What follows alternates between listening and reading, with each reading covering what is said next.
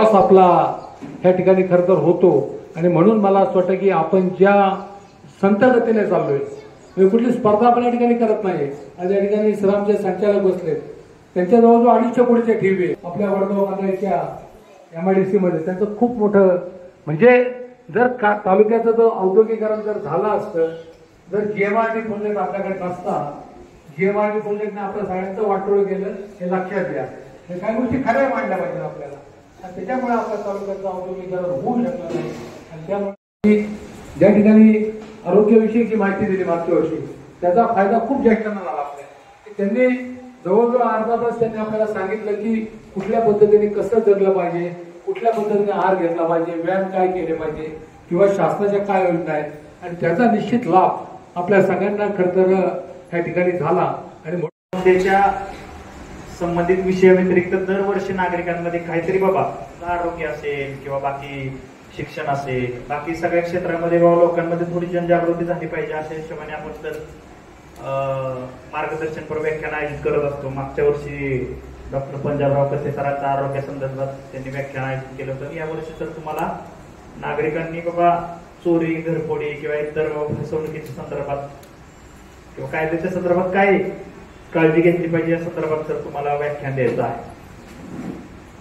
तर जरी रविवारचा दिवस असला तरी सर माझ्या गुरूंनी मला शिकवले की कर्म खूप महत्वाचे आहे. या दिवशी हे कुठलाही नेता असेल, कुठलाही संत असेल, कुठलाही राजा असतील, ज्यांनी ज्यांनी स्वतःच वैयक्तिक स्वार्थ बाजूला ठेवला आणि समाजासाठी काम केलं, ती लोक आयुष्यात मोठे झाले. लोकांचं भलं ज्यांनी बघितलं, ती लोक आयुष्यात पुढे गेली. हे संस्कार आम्हाला त्या गुरूंनी घडवलं आणि त्यांचा चेहरा आहे. त्यामुळे मला असं वाटलं की वैयक्तिक बाबा ठीक आहे, आपल्या आयुष्यातली 20 मिनिटं आपण ह्या 100-200 जी लोक आहेत त्यांच्या कुटुंबियासाठी दिलं तर त्यातले ज्या काही लोकांचा फायदा होईल तो एक आपण पोलिसांना बघा. तुम्हाला वाटलं की बाबा आपण म्हटलं पुण्य कमवायचे असतील तर मला पंढरपूरला, आळंदीला, देहूला, बऱ्याच ठिकाणी काशीला कुठं जाता येतं. आता पोलीस इथले कुठं जाऊ शकत नाही. आमच्या दररोज म्हणजे आम्हाला ह्या 2 वर्षाच्या कालावधीमध्ये 2 दिवस सुट्टी मिळाली. त्यामुळे आता आम्हाला जर तसं म्हटलं तर आम्हाला नरकात पण जागा मिळायची. तू गेलाच नाही म्हणतील देवाला तो, परंतु ही पुण्य कमवायला आम्हाला कुठं जाण्याची आवश्यकता नाही. तुमच्यासारख्या प्रत्येक व्यक्ती जो पोलीस स्टेशनला येतो त्या प्रत्येक व्यक्तीचं आम्ही समाधान करून दिलं तर त्या लोकांचा जो आशीर्वाद मिळतो तेच आमच्यासाठी पुण्य आहे. आणि तेच आमच्यासाठी पंढरी, तेच आमच्यासाठी देहू, आळंद. आता नारायणगाव बघितलं तर मी नारायणगाव पोलीस स्टेशन येण्याआधी मी LCB ला होतो. त्यावेळेस आशिष भाऊंच्या घरी घरफोडीचा प्रकार झाला होता. त्यावेळेस त्या घरफोडीचा तपास मीच करत होतो. माझ्याकडेच ते प्रकरण होतं.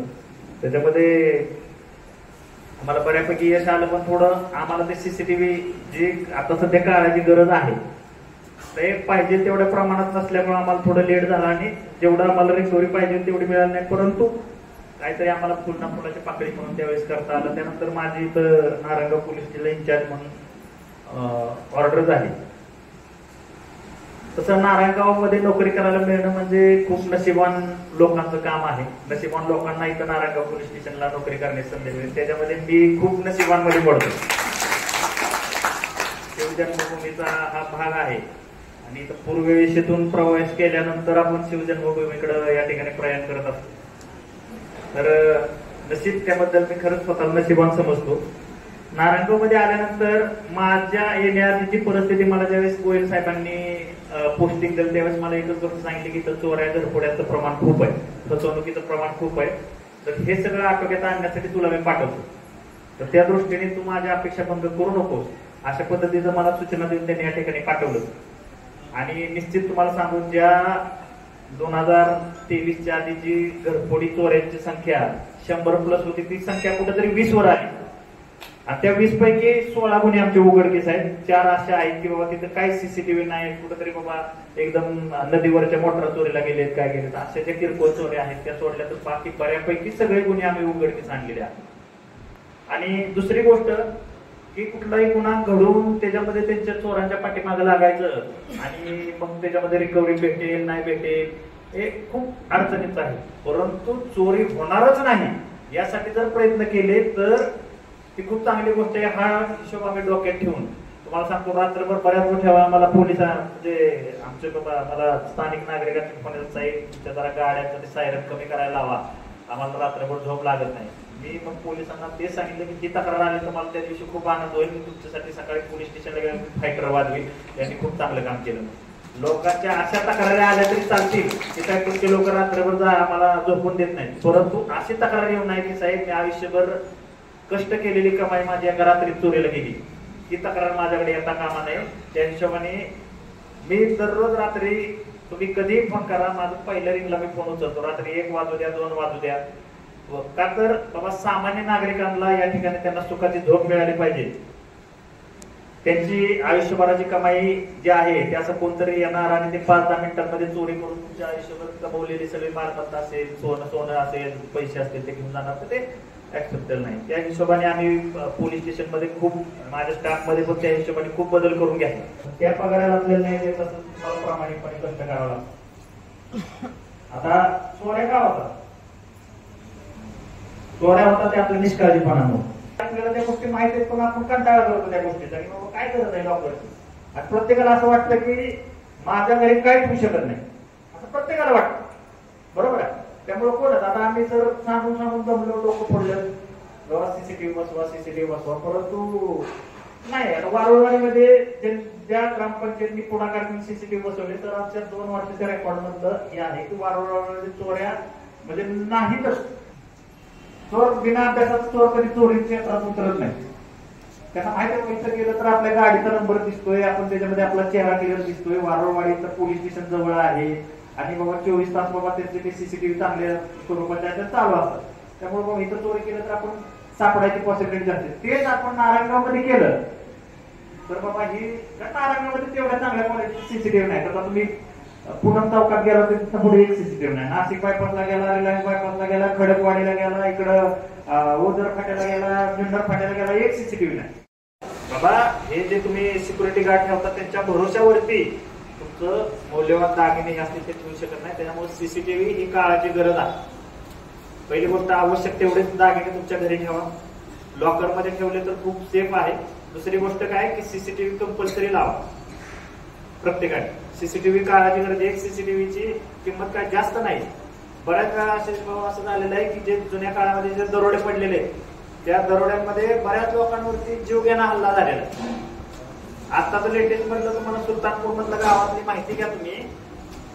त्या केळीतनं केळीचे घड चोरीला जात होते म्हणून त्यांनी केळीमध्ये सीसीटीव्ही लावला.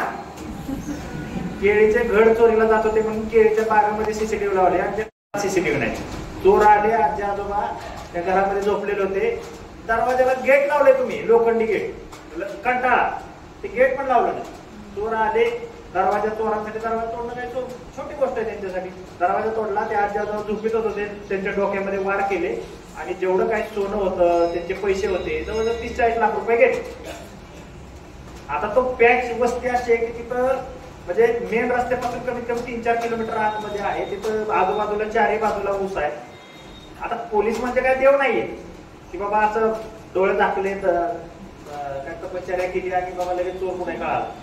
पोलिसांना पण काहीतरी पुरावे लागतात, काहीतरी सीसीटीव्ही लागतील, तिथं काहीतरी बाबा पायाचे ठसे मिळाले पाहिजेत, काहीतरी हाताचे बोटाचे ठसे मिळाले पाहिजेत, काहीतरी बाबा कोणीतरी बघितलं पाहिजे कुठली गाडी वापरली त्यांनी. अख्ख्या त्या गावामध्ये असे भाऊ कमीत कमी आम्ही 8-10 किलोमीटर पूर्ण हद्द फिरलो, एक सीसीटीव्ही नाही कुठं, एक सीसीटीव्ही कुठं भेटला. चोरी उघडकीस ते चोर तरी पण आम्ही पकडले आपल्या कौशल्यावरती. त्याच चोरांनी आपल्या इथं नारायणगावमध्ये चोरी केली होती. तर त्यावेळेस एक मोटरसायकल त्यांनी वापरली होती आणि ती मोटरसायकल आपल्या हे आपलं गाव होतं तुम्ही घेतलं गाव. त्यासाठी पोलिसांना ज्या काही गोष्टी आवश्यक आहेत ते आपण त्याची बिलकुल काळजी घेत नाही, आपण ह्या गोष्टी केल्या पाहिजे. आलं का लक्षात? त्यामुळे सीसीटीव्ही काळाची गरज आहे. प्रत्येकाने सीसीटीव्ही बसवा. आता बऱ्याच वेळा तर आपल्या मुलं मुली इकडं शाळा कॉलेजेसला जात असतात. आता मला असं वैयक्तिक वाटतं की बाबा उद्या तर माझी मुलं पण माझी मुली जर समजा शाळेत गेली त्यांची कुठे छेडछाड केली तर मला सण होईल का? म्हणून आम्ही प्रत्येक वेळी माझे तुम्ही बघा शाळा सुटण्याच्या वेळी शाळा भरण्याच्या वेळी माझे पोलीस तुम्हाला 100% त्या रोडला दिसते. मी आल्यापासून एकही छेडछाडीची कंप्लेंट या ठिकाणी माझ्याकडे आलेली नाही. मुलींच्या बाबा किंवा मुलगी किडनॅप झाली, मुलीची छेड काढली, बिलकुल नाही. का तर तुमची तक्रार येण्याच्या अगोदरच precaution is better than cure. म्हणजे कुठल्याही गुन्ह्याचा नंतर तपास करण्यापेक्षा तो गुन्हा घडू नये यासाठी प्रयत्न केले पाहिजे. म्हणून माझं तुम्हाला सांगतो 24 तास मी माझे माणसं अलर्ट ठेवत असतो आणि त्या शाळा कॉलेजेस वरती छेडछेड. आता बऱ्याच वेळा काय होतं, ते मुलांना आपण लहान मुलांना आपण कंटाळा करतो बाबा मी कुठं सोडायला जाऊ, कुठं आणायला जाऊ, गाडीला कुठं पैसे देऊ, म्हणून आपण लहान मुलांना गाडी चालवायला देतो.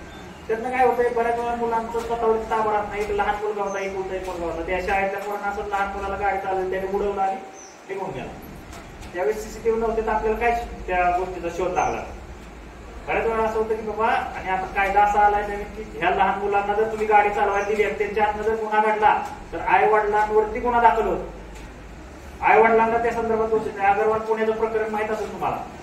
त्या मुलाला गाडी चालवायला दिली, त्यांनी 2 मुलं उडवली, त्यानंतर त्याचे आई वडील जेलमध्ये, आजी आजोबा जेलमध्ये, त्यांना मदत करणारे पोलीस कामाला लागले. त्या ससूनचे डीन ज्यांनी थोडंसं मदत केली त्यांना, कायद्याच्या बाहेर जाऊन थोडी मदत करण्याचा प्रयत्न केला, ते जेलमध्ये. म्हणजे विचार करा, एका मुलाचे हट्ट पुरवण्यापायी एवढी सगळी यंत्रणा कामाला लागली. पण ते पैसे लक्षात आलं का तुम्हाला? आता बऱ्याच लिंक येतात मोबाईलवरती, आणि लिंक कुठल्या, आता माझ्या मोबाईलमध्ये असे 2 सिम आहेत. त्यातलं एक जे सिम आहे ते माझ्या बँक खात्याला लिंक आहे, आणि मला जेवढे काही फ्रॉड कॉल येतात ते सगळे त्याच नंबरला येतात. दुसऱ्या नंबरला फ्रॉड कॉल एकही येत नाही. मला पण दिवसात 40-50 कॉल येतात. ते ट्रू कॉलर वरती दिसतं फ्रॉड कॉल आहे, उचलायचाच नाही. शक्यतो अनोळखी कुठलाही कॉल उचलायचा नाही. आणि जर त्याच्यावरती ट्रू कॉलरवरती येतं तुम्हाला फ्रॉड कॉल येतो, तुम्हाला कुठलाही ओटीपी सांगायचे नाही, तुमच्याशी संबंधित कुठलीही माहिती सांगायची नाही, नाहीतर तुम्हाला काय 2 मिनिटांमध्ये अकाउंट खाली होतं. बरोबर आहे, लक्षात आलं का? त्याच्यामुळे ओटीपी कुणी काय बिलकुल कुणाला सांगायचा नाही. तिसरी गोष्ट, मोबाईलचं खूप सध्या मुलांचं प्रमाण आता तुम्ही बघताय.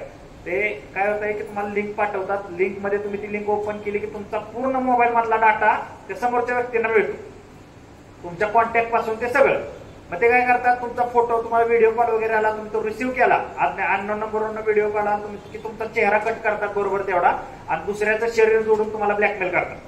म्हणजे तुमचे घाणेरडे फोटो तयार करतात आणि तुम्हाला ब्लॅकमेलिंग सुरू करतात. एवढे पैसे पाठव, नाहीतर मी फोटो सगळ्याला व्हायरल करेन. तुम्ही घाबरला तर ठीक, नाही घाबरला तर ते तुमच्या कॉन्टॅक्ट मध्ये, त्यांच्याकडे ऑलरेडी सगळे कॉन्टॅक्ट मिळालेले असतात. तुमच्या ठराविक लोकांना, जवळच्या लोकांना ते कॉन्टॅक्ट लावल्याने ते फोटो पाठवतो. मग आपण काय करतो, घाबरून पैसे पाठवतो. मग त्यांचं तेवढं भागत नाही. सुरुवातीला 10,000 पाठवले, आता 20,000 पाठवतो का नाही तर व्हायरल करतो. आपण घाबरून त्याच्यामध्ये ते देऊन टाकतो. लक्षात आलं? असं कधी, अरे बाबा तुम्ही सांगा, तो माणूस त्याला किती, का तुम्हाला तो 1 लाखाचे 3 लाख करून देईल, का करून देईल? असं जर करत असता, असं जर होत असतं तर मग तो माणूस कुठं पाहिजे होता आता? बरोबर आहे, असं काय होत नसतं. मला माझे 2 शब्द सांगण्याची संधी मिळाली, त्याबद्दल मी त्यांचा सगळ्यांचा आभार मानतो आणि पतसंस्थेच्या भावी वाटचालीसाठी खूप शुभेच्छा देतो. निश्चित ही पतसंस्था जी आहे ती भविष्यामध्ये अपेक्षेपेक्षा चांगलं काम करेल, गोरगरिबांना खूप चांगला न्याय मिळेल आणि खूप आपल्या तालुक्यामध्ये खूप चांगलं पतसंस्थेचं नाव होईल अशी शुभेच्छा देतो आणि थांबतो. जय हिंद, जय महाराष्ट्र. सगळ्या फेटाळल्या आणि त्यांनी सांगितलं की जे शेलार साहेब आहेत त्या माणसाला मी माझ्या मर्जीतला म्हणून बसवलंय, तिथं कोणाची मर्जी नव्हती. लक्षात घ्या की मला वाटतं शेलार साहेब जे बोलले की इथं असं यायचं असेल तर खूप मोठा वशिला, आणि मी आर्थिकचं बोलणार नाही, परंतु ही एकमेव व्यक्ती अशी होती की ज्याला एकाही पुढाऱ्याला अंकित गोले साहेबांनी त्यावेळेला उभं केलं नाही कोणालाच. आणि त्यांना सांगितलं की जर नारायणगावला जर चोऱ्या थांबवायच्या असतील या परिसरातल्या तर माझ्याच मर्जीतला अधिकारी मी आणेल, आणि म्हणून शेलार साहेब खता नारायणगावला या ठिकाणी आले.